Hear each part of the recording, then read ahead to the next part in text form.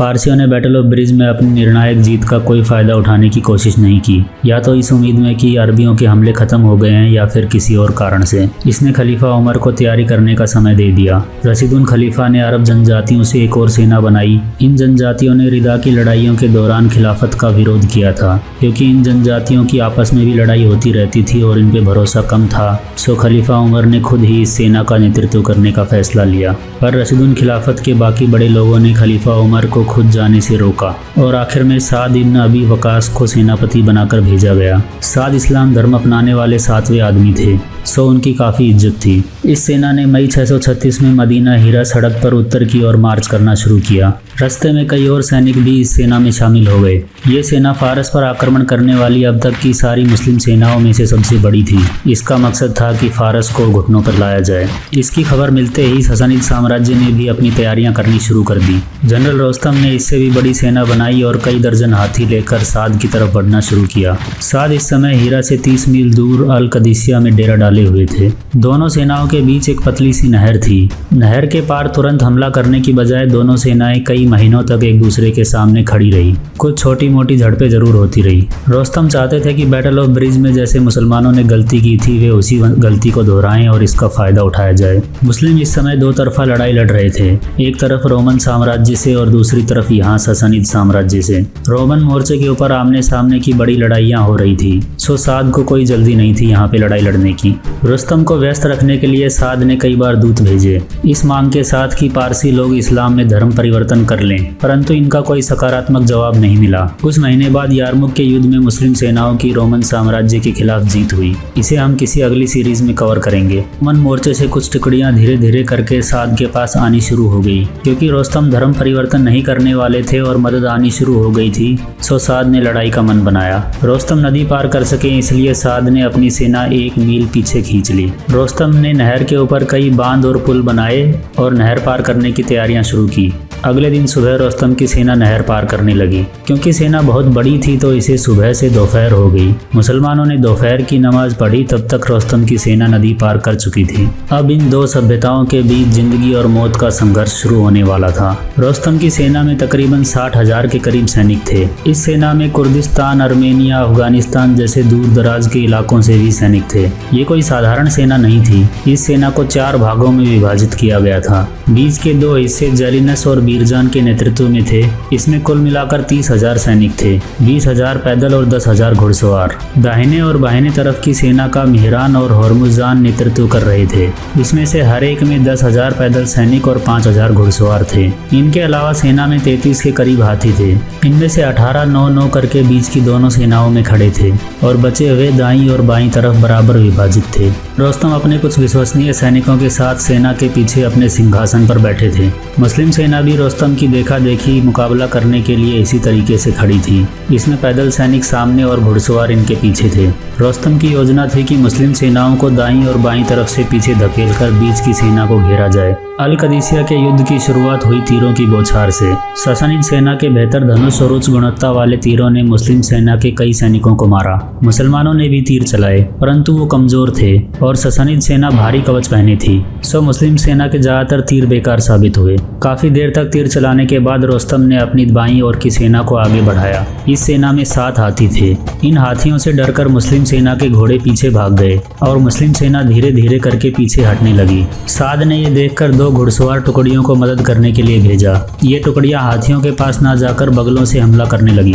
इससे मुस्लिम सेना का पीछे हटना रुक गया और दोनों सेनाएं आमने सामने बराबर की लड़ाई लड़ने लगी। रोस्तम ने देखा कि उनका प्लान फेल हो रहा है, सो उन्होंने अपनी रणनीति बदली और लगभग पूरी सेना को आगे बढ़ने का आदेश दिया। हाथियों ने फिर से अपना कमाल दिखाया और घोड़ों को डराकर पैदल सैनिकों के पीछे भेज दिया। अगर इसी तरीके से लड़ाई चलती तो कुछ घंटों में सारी मुस्लिम सेना मारी जाती।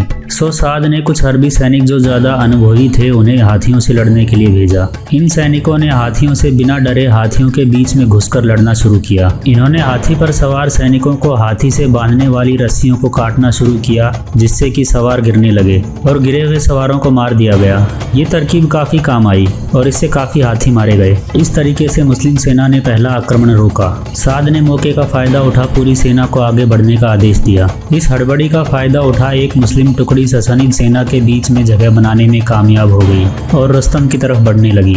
रुस्तम ने खुद तलवार उठाई और कुछ सैनिकों को ले उनके आक्रमण का जवाब दिया। अपने जनरल को लड़ता देख ससानिद सेना का मनोबल काफी बढ़ गया। इस समय तक रात होने वाली थी। सो इस तरह पहले दिन की लड़ाई खत्म हुई। दोनों तरफ के काफी सैनिक मारे जा चुके थे, पर रुस्तम की सेना बड़ी थी, सो वो पहले दिन की लड़ाई से खुश थे। दोनों पक्षों ने लड़ाई में घायल हुए सैनिकों को वापस ला उनकी दवा का इंतजाम करवाया। जब सुबह हुई तो दोनों सेनाएं फिर से आमने सामने खड़ी थी। कुछ समय तक दोनों सेनाएं आगे नहीं बढ़ी। दोपहर के समय तकरीबन 1000 के करीब नए मुस्लिम सैनिक सेना में शामिल होने पहुंचे। इससे मुस्लिम सेना का मनोबल बढ़ गया। साद ने सारी सेना को फिर से आक्रमण का आदेश दिया। इस घमासान में भी काफी सैनिक मरे, पर ससानिद सेना का अनुशासन बना रहा। दोनों सेनाएं 2 घंटे तक लड़ने के बाद वापस हट गई। इस समय एक मुस्लिम कमांडर काका ने एक नई तरकीब सुझाई। पारसियों की तरह अरबियों के पास हाथी तो नहीं थे, पर उनके पास ऊंट थे। हालांकि ऊंट हाथी जितने बड़े और डरावने नहीं होते, पर काका ने सुझाया कि ऊंटों के ऊपर डंडों के साथ टेंट की तरह अगर कुछ बांध दिया जाए तो उन्हें एक डरावने पशु की तरह दिखाया जा सकता है। इंसान तो इस नौटंकी को समझ सकते थे, पर घोड़े नहीं। जब फिर से लड़ाई शुरू हुई तो इन टेंट से सजाई हुई ऊंटों की टुकड़ी को ससानिद सेना के सामने से निकाला गया। इसका सही असर हुआ और जैसे हाथी देख अरबी सेना के घोड़े डर रहे थे, वैसे ही पारसी सेना के घोड़े भी इन ऊंटों को देखकर डरने लगे। साद ने इस कमजोरी का फायदा उठा पूरी सेना को आक्रमण का आदेश दिया। अब भयंकर लड़ाई शुरू हुई। बिना घुड़सवारों की मदद के फारसी सेना के बहुत ज्यादा सैनिक मरने लगे। कई टुकड़ियां युद्ध छोड़कर वापस भी भागने लगी।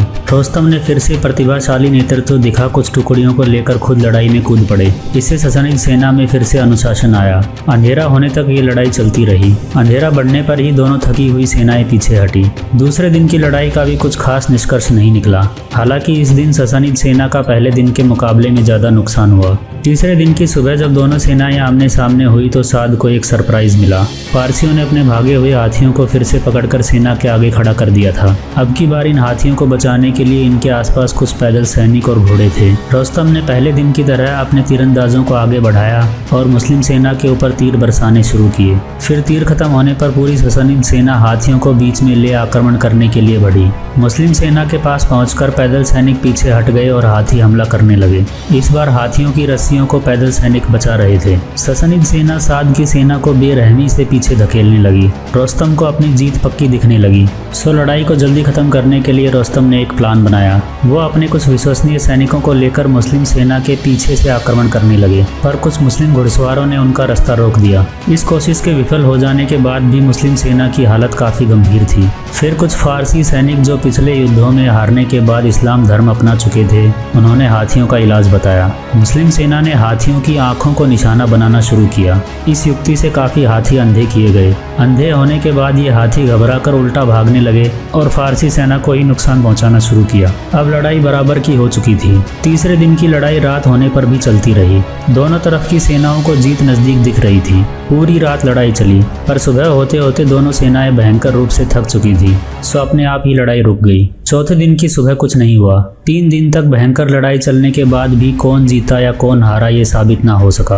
अब ऐसा लगने लगा कि दोनों तरफ की सेनाएं एक दूसरे को खत्म करके ही रहेंगी। इसी बीच एक रेतीला तूफान उठा। इस रेतीले तूफान और लड़ाई में सुस्ती का फायदा उठा मुस्लिम जनरल काका 700 सैनिकों को ले ससानिद सेना की तरफ बढ़े। क्योंकि धूल मिट्टी बहुत ज्यादा उड़ रही थी और काका की टुकड़ी में सैनिक बहुत कम थे, तो रुस्तम को कोई इसकी वार्निंग नहीं मिली। इस टुकड़ी ने बीच में से घुसकर रुस्तम को घेर कर मार डाला। कुछ सैनिक इनको पीछे धकेलने के लिए आगे बढ़े और कामयाब भी हुए, पर तब तक रुस्तम मर चुके थे। इसी बीच साद ने अपनी पूरी सेना को हमले का आदेश दिया। शुरू में बराबर की लड़ाई चली, पर धीरे धीरे रुस्तम के मरने की खबर फारसी सेना में फैलने लगी। इससे सेना का मनोबल बिल्कुल ही टूट गया। कई दिन की थकी हुई सेना अब जोश दिखाने के बजाय भागने लगी। साद ने इनका पीछा करने का आदेश दिया। इस युद्ध में मुसलमानों की जीत हुई। ससानिद सेना की इस लड़ाई के बाद रीढ़ की हड्डी टूट चुकी थी। अल कदीसिया से लेकर ससानिद साम्राज्य की राजधानी तक कई छोटी बड़ी लड़ाइयाँ हुई, पर धीरे धीरे करके अरब ससानिद साम्राज्य की राजधानी तक पहुंच ही गए। ससानिद साम्राज्य के शाह याजदीगढ़ तृतीय राजधानी को जाता हुआ देखकर अपने दरबार को लेकर निकल लिए। इस्लाम के जन्म के 27 साल के भीतर इस्लाम दुनिया की 2 महाशक्तियों को हरा चुका था, जिनमें से एक फारसी सभ्यता अपनी आखिरी सांसें ले रही थी। अपने चरम पर फारसी सभ्यता का भारत से लेकर ग्रीस तक राज था। पिछले 1000 साल से ये सभ्यता दुनिया का केंद्र कहे जाने वाले इस इलाके पर राज कर रही थी, जिसे इस्लाम ने अब वहां से उखाड़ फेंका था। अरब जो ज्यादातर खानाबदोश तरीके से रहते थे, राजधानी का वैभव देखकर आश्चर्यचकित थे। इस युद्ध के बाद मेसोपोटामिया में काफी लोगों ने इस्लाम धर्म कबूलना शुरू कर दिया। इसमें सलमान नाम के एक शख्स ने अहम भूमिका निभाई। सलमान का जन्म फारस में हुआ था, पर मोहम्मद साहब से मिलने के बाद सलमान ने इस्लाम धर्म कबूला और अब मेसोपोटामिया में फारसियों की भाषा में इस्लाम का प्रचार करने लगे। बहुत सारे लोग इतिहास को आज के चश्मे से देखते हैं और अपने विचारों के आधार पर राय बनाते हैं। इतिहास की कुछ शख्सियतें किसी के लिए हीरो तो किसी के लिए विलन हैं। जैसे इन पिछली लड़ाइयों में मुस्लिम जनरल इस्लाम के तो हीरो हैं, पर फारसी सभ्यता के इस विभत्स अंत और धर्मांतरण के कारण उनके विलन हैं। इस चैनल में हम घटनाओं को यथासंभव निष्पक्ष रूप से दिखाने की कोशिश करते हैं। हमें उम्मीद है कि ये आपको पसंद आएगा। अगले एपिसोड में हम फारसियों की अपना खोया हुआ साम्राज्य वापस जीतने की कोशिश और सासानिद साम्राज्य के राजवंश की तकदीर बताएंगे। कृपया इस चैनल को सब्सक्राइब कर हमें प्रोत्साहन दें और बेल का आइकन जरूर दबाएं। धन्यवाद।